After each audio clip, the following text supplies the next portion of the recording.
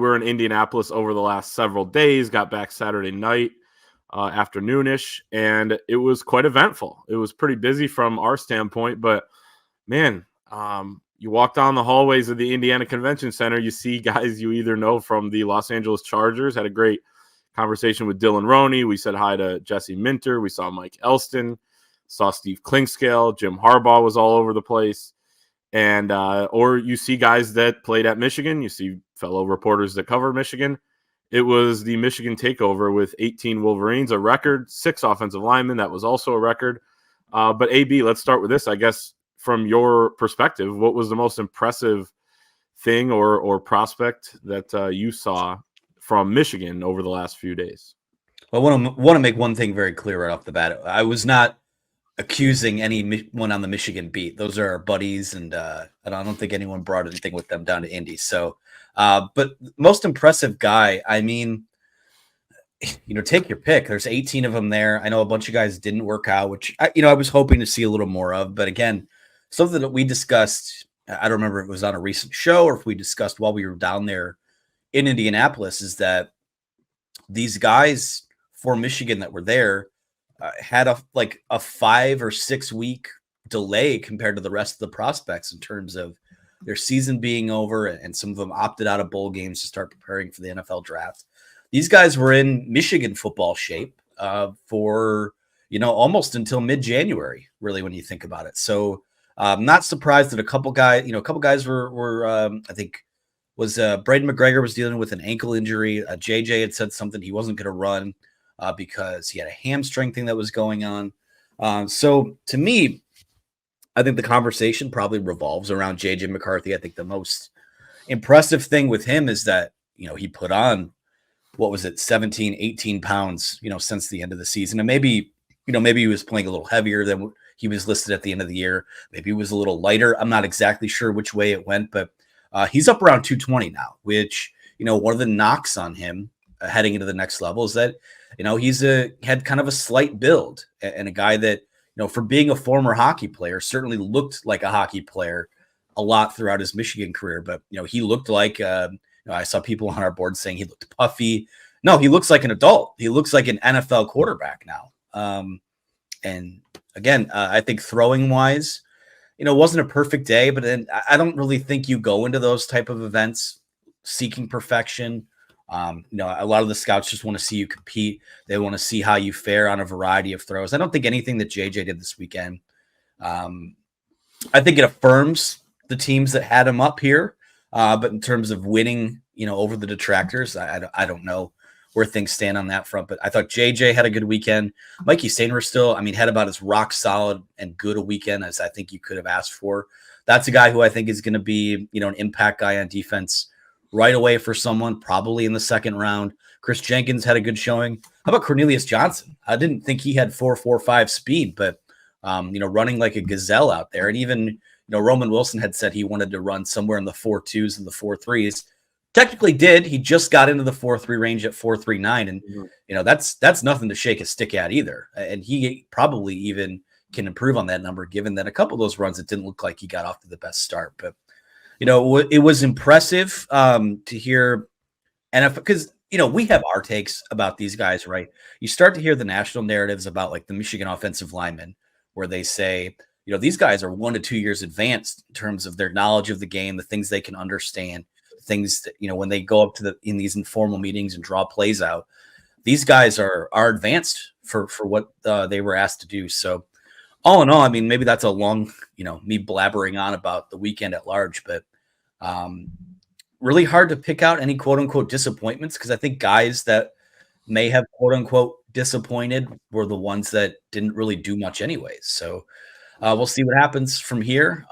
Pro Day is on believe March 22nd, somewhere in that range. So a couple weeks to get things in order, and the draft is, hard to believe, only 6 or 7 weeks away now.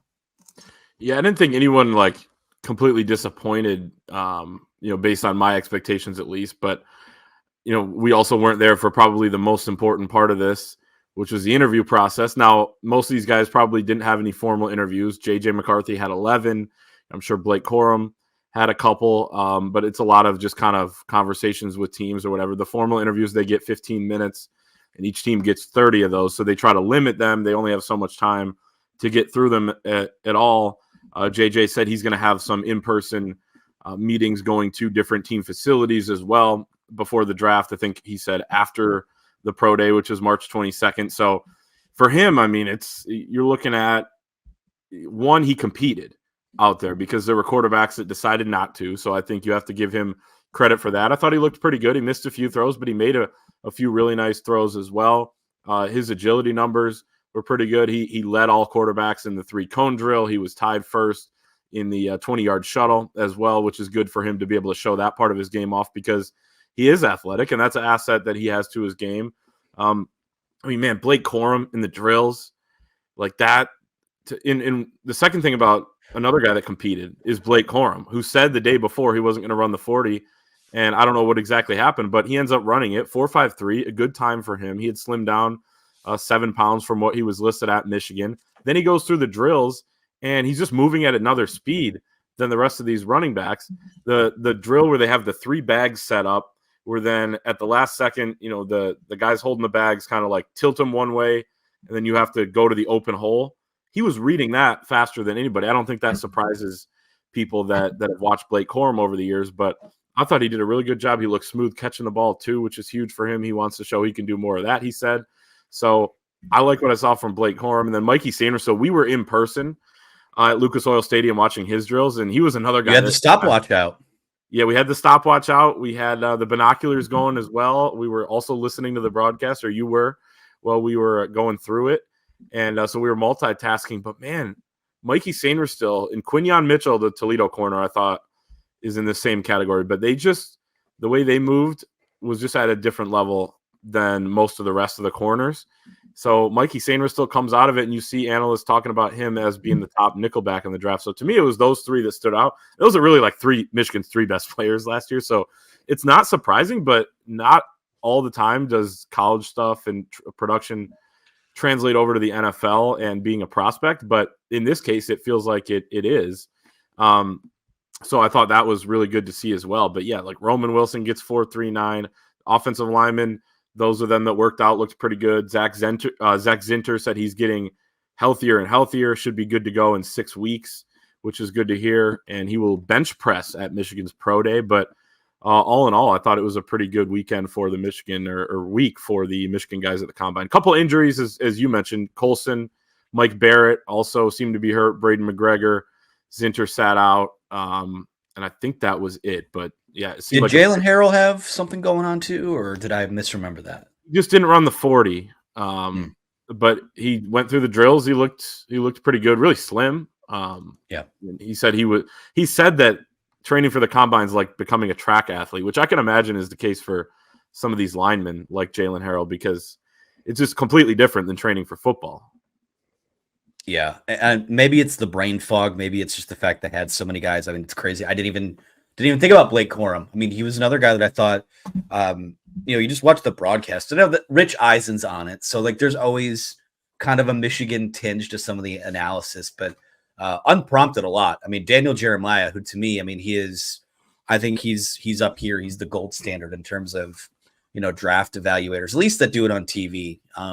You get the sense that he puts a lot of time and effort into his evaluations. It's not really a tabloid draft thing, which, no offense, sometimes the ESPN stuff to me can kind of read that way. But, overall, I think, something I've said a few times on the Huge Show, something I've said on this show before, having that many guys there and having that many guys perform well, it's incredibly affirming, because again, we know what a lot of the national narratives were around this team at points throughout this year, but this team was good. This team was great. They were elite. They were one of the best college football teams ever because they were one of the most talented college football teams ever. And again, it's probably, if I had to put a number on it, it's probably only JJ that goes in the first round. But I mean, they've got a core group of 5 or 6 guys, with JJ, with Roman Wilson, with Chris Jenkins, Mike Sainristil, Zach Zinter.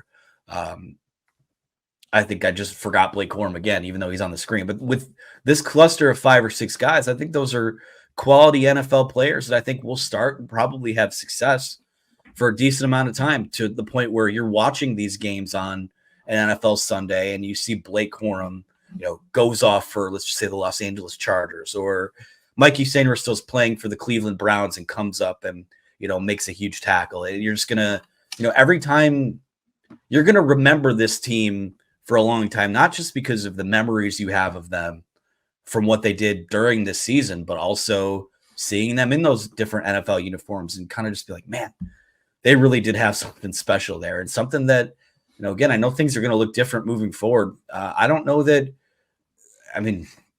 it was a once in every couple decades type of team. And the one thing I would just keep saying is don't take that for granted. This was what an impressive group of guys overall. Yeah, I'm glad you mentioned Chris Jenkins, because he's somebody I wanted to highlight as well that I didn't in that top group of. I would add him in with the JJ Blake and Mikey Sainristil, but 4.91 40-yard dash, fifth among 19 defensive tackles. The 10-yard split was sixth at 1.7 seconds.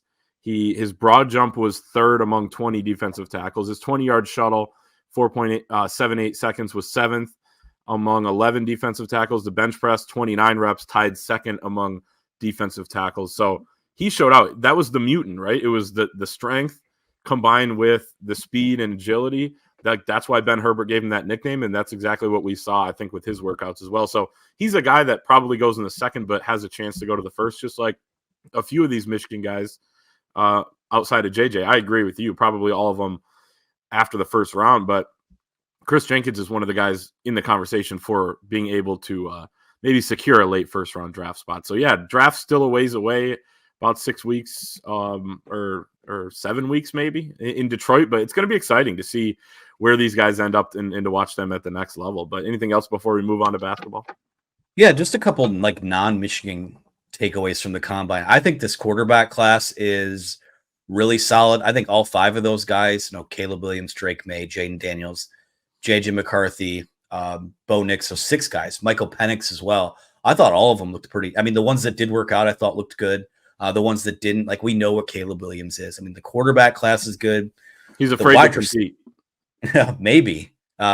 He's afraid of landing planes, or if the moon is made out of spare ribs, or whatever the hell the questions and narratives were with some of the questions at the combine.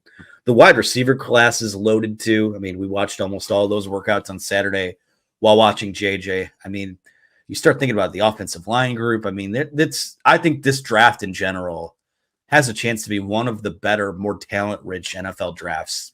Even taking out, you can't take the Michigan guys out of it. They're part of the reason for that. But so many good players across college football. And I think the crazy thing to me is that a guy runs a 4.5 now, or runs a 4.45 or 4.5 in Blake's case and Mikey Sainristil's case. And you're just kind of like, that's a good number. You got guys out here running a 4.22 or 4.21 now. It's insane. Xavier Worthy. There's there's a photo of me for people watching this.